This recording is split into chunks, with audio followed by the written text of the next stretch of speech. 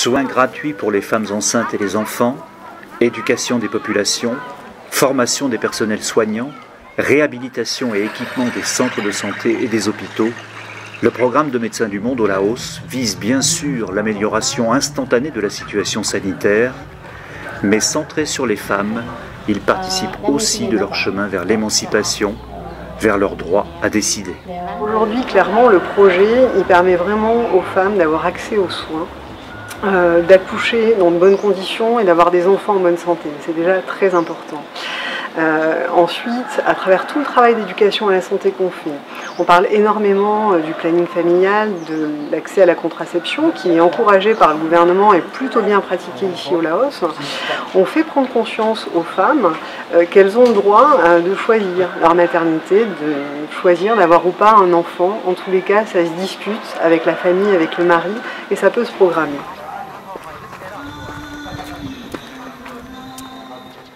Puvan est infirmière, spécialement détachée de l'office de santé du district de Sukuma pour le programme de Médecins du Monde. Elle sait mieux que personne ce qu'il apporte à la population.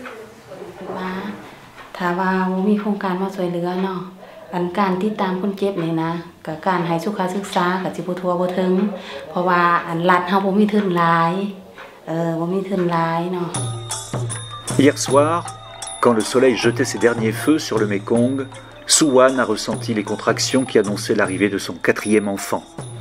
Elle a fait 8 km en tac-tac, le tracteur local, pour venir accoucher à l'hôpital de Sukuma. Tout s'est bien passé. Les pratiques ont évolué, il y a de plus en plus de femmes qui viennent dans les centres de santé. Pour l'instant, c'est pas encore suffisant, il faut continuer sur l'information. On est aussi bien sur du support parfois technique, sur des équipements, par exemple sur la réanimation du nouveau-né. On a fourni des ballons pour faire une ventilation pour des bébés qui vont pas bien. On a fourni des tables d'accouchement. Il y a des résultats. Le mois dernier, dans cet hôpital, il y a eu 23 accouchements, ce qui est énorme.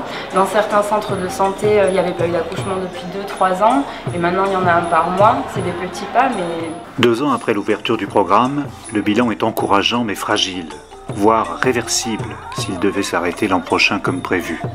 Certes, le taux de consultation anténatale atteint les 80% à proximité des centres de santé et des hôpitaux soutenus par Médecins du Monde, mais seulement une femme sur 5 vient y accoucher et très peu y séjourne suffisamment.